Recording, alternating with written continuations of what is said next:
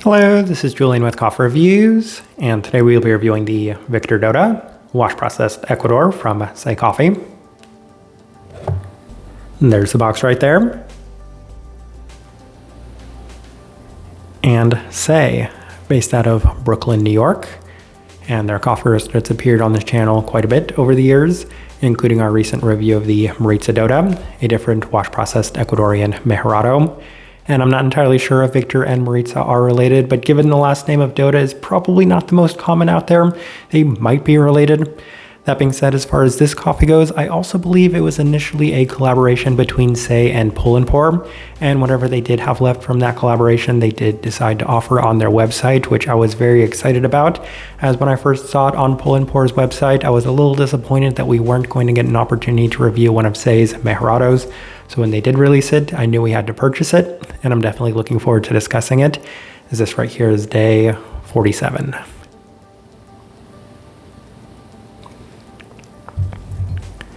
And recipe we went with for this coffee was our standard recipe at a 16:1 water to coffee ratio, brewed at 96 degrees Celsius, about 205 degrees Fahrenheit. And I like this one best through the V60, which indicates a more medium fine grind. Roast profile for this one. This one also happens to be on par with the majority of coffees that we've reviewed from Say recently, as it's very much in line with the Maritza Dota as well, which we describe as being on the more moderately light side of things, as there are certainly lighter roasting American coffee roasters out there these days, but even then, still relative to the majority of European and American-based coffee roasters, it does still skew on the slightly lighter side of things by most standards and metrics. With all that out of the way, let's go ahead and start discussing this coffee. Day 16, first impression. Through the V60, and the coffee itself is quite nice, offering the expected level of mejorado-like sweetness with a very interesting herbal sense to it, as they did have a listed botanical note on here. And going into this coffee, well, I was going to purchase this coffee regardless, given that it is a washed mejorado from a producer that we've never reviewed before. But when I saw that note on there, I was extremely curious to see how it would translate in the coffee itself. And a lot of me was wondering if it may be a little bit more subtle of a thing, but this one was pretty apparent and in your face right from the onset, as I wouldn't necessarily say that there were many, if any, mejorados that we've had that have turned out this, I don't want to say vegetal, but just interestingly green herbal tone in this regard. In addition to that, there are some citric qualities and some stone fruit qualities all presented in a sweeter sense, so it was off to a very nice but interesting first impression. Day 19. Through the Chemex, and the coffee does continue to remain in line with the expectations for sweetness, but also the super herbal experience, especially relative to mejorados, as I continuously harp on the fact that we haven't really had one that's translated in this sense. Nice level of clarity, as it's pretty similar to the first impression with plenty of the complementary citric qualities as well, so another nice day on this one. Day 22 through the April brewer, and it continues to remain pretty nice, as this coffee has been pretty consistent up to this point, offering a strong sweetness and more of that interesting herbal tone to it. Citrus also remains the complementary factor, with a bit more intensity and a better defined mejorado honey quality and brown candy characteristic to it, so it was pretty lovely overall, as I found these first 3 days to all be pretty positive. Day 25. Through the V60 with the lower extraction adjustments, and if you watched our Maritza Dota review, then I mentioned that I was unsure if we're going to continue to do this with our mejorado coffees, as it's not necessarily always paying off for all of the ones that we are working with, and that seems to be the case with this one. I think this was kind of the final nail where I said I'm going to adjust maybe a little bit more based off of what I think the coffee should be doing, as opposed to just the experience that we've had from mejorados in the past, as it didn't necessarily seem to work well with this coffee. It's still offering that very dominant listed botanical sense to it, that very just green quality. However, it became so much more dominant to the extent that a lot of the other qualities in this coffee weren't quite as pronounced, and even the sweetness was a little toned down. More of the honey once again, but it did just seem to be overly dominated by that specific botanical aspect. Day 31 through the Chemex with the same adjustments, and this has seemed to help with the wild sweet herbality, as it's brought a little bit better balance to the coffee, but it's surprisingly bright in a citric sense, as it's still a very sweet coffee nonetheless, offering some great intensity. And this coffee in that sense was a little inconsistent, but I think that's maybe something that I would have expected given just how obscure and unique this coffee is. day 34 through the V60 with some higher extraction adjustments. So I went the opposite direction, higher temperatures, lower concentration, and more fine grind. It was at this moment I said, we're just going to stop doing this with the Mejorado coffees and see what happens if we go in the other direction. And the coffee is interestingly best off brew, as the previously mentioned qualities are presented in a sweeter and more intense sense. However, it did drop off quite a bit as it cooled down. Initially a very strong sweet herbality before cooling down into a pretty intense lime, and I think that they have a key lime note listed on here, which makes a lot of sense why this coffee skewed so heavily in that direction specifically. Day 37 through the Chemex with the same adjustments, and the coffee continues to remain very sweet regardless of the recipe. The only exception is the one day we brewed it with the V60 where it seemed to be just overly dominated by those botanical aspects to it, that very green herbal quality. Outside of that, it does continue to offer a lot of the sugariness with that strong herbal and citric quality to it yet again. And on day 40 through the V60 with our standard recipe, and the coffee I would say is for the most part consistent across the brew methods and the way that it presents itself. However, the specific components within it in terms of the intensity all seem to differ on a day-by-day basis, as sometimes that citric quality is a little bit more abundant, that traditional mejorado sugary sweetness is a little bit more abundant, but for the majority of the time that very strong herbal botanical green quality is the most abundant one within this coffee. A slight tartness in line with the listed raspberry, as there's an almost artificial sugary peachiness within the finish of it as well. Now that I'm thinking about it, I'm not entirely sure what all of the notes that they have listed on here are this coffee, given that we continuously highlight a lot of the peachiness and we mentioned that there's a listed raspberry. So I do know for sure that they have that botanical quality to it. Maybe it's the botanical raspberry and key lime. I'm not entirely sure. All right, let's go ahead and put up the tasting wheel so you can see what we're getting. I could be getting my coffees mixed up, and it could be the mejorado that has one of those qualities. Anyway, we have 2 level 5s. Let's go through those real quick.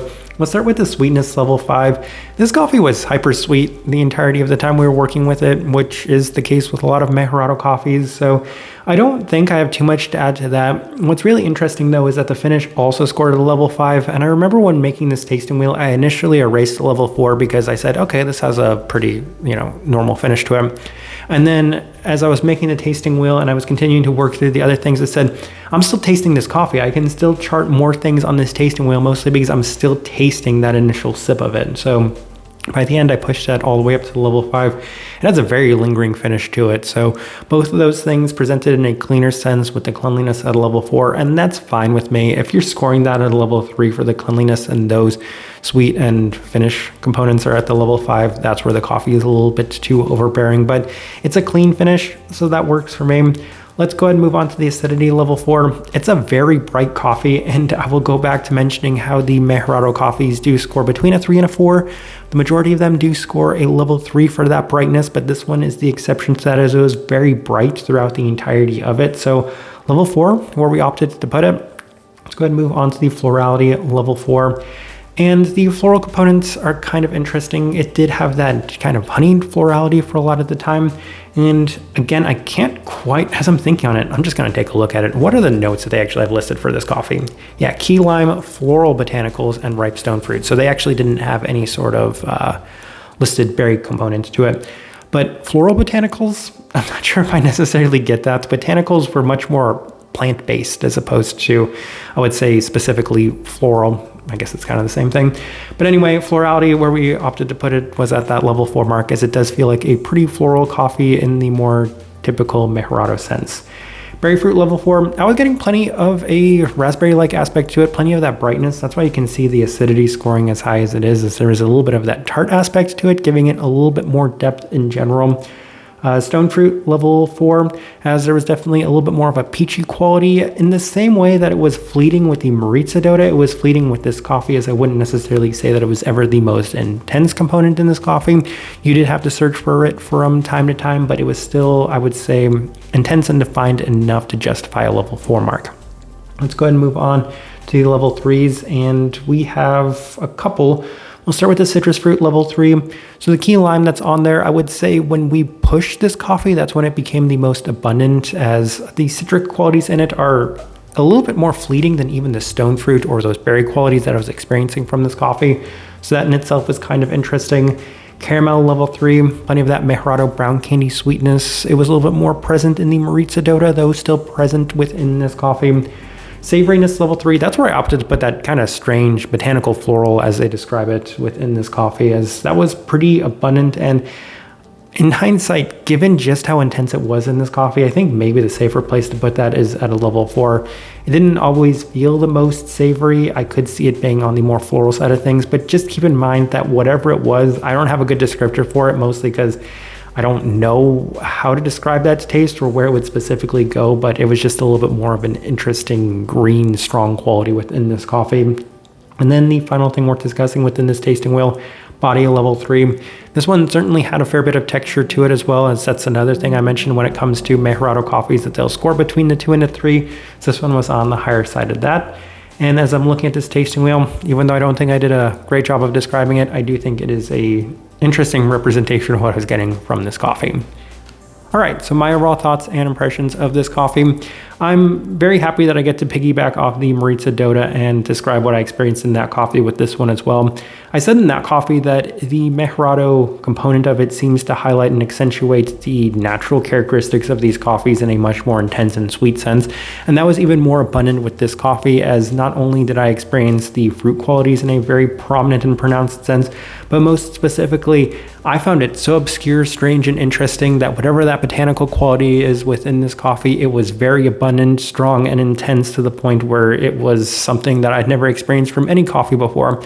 And that just seems to be what I continuously get with these mejorados, is that they're a representation of the profile of the coffee, just in a much more intense sense, while not sacrificing any of the cleanliness for stuff like fermentiness or funkiness. And that's why I will continue to review these mejorados. They are all super interesting and super unique in the way that they do present themselves. So I was happy with this coffee, mostly because of how interesting it was, though I would say I have a slight preference towards the mejorado Dota because it wasn't as obscure as this coffee was. The type of person I would suggest this coffee to, I think if you enjoy your mejorados, this is another good representation of that, as it's very sweet, very clean, and it does offer some really nice fruit qualities to it. I don't really know what to make of this just very interesting vegetal quality that was presented throughout the entirety of it. It's there, but it's super sweet and unique, so keep that in mind. I feel like that might be a very interesting factor for a lot of people that try this coffee. I've actually heard some people say that this is one of their favorite coffees they've reviewed this year, so that goes to show just how fun of a coffee this can be. Kind of the best direction I can point somebody towards on this one, and also the best way I can leave this review. If you by chance had an opportunity to try this coffee, I'd love to know your thoughts and impressions of it as well. If you're enjoying the content, give this video a like, subscribe if you're not already subscribed. This right here has been a review of the Victor Dota, wash processed Ecuador from Say Coffee. Thank you for watching.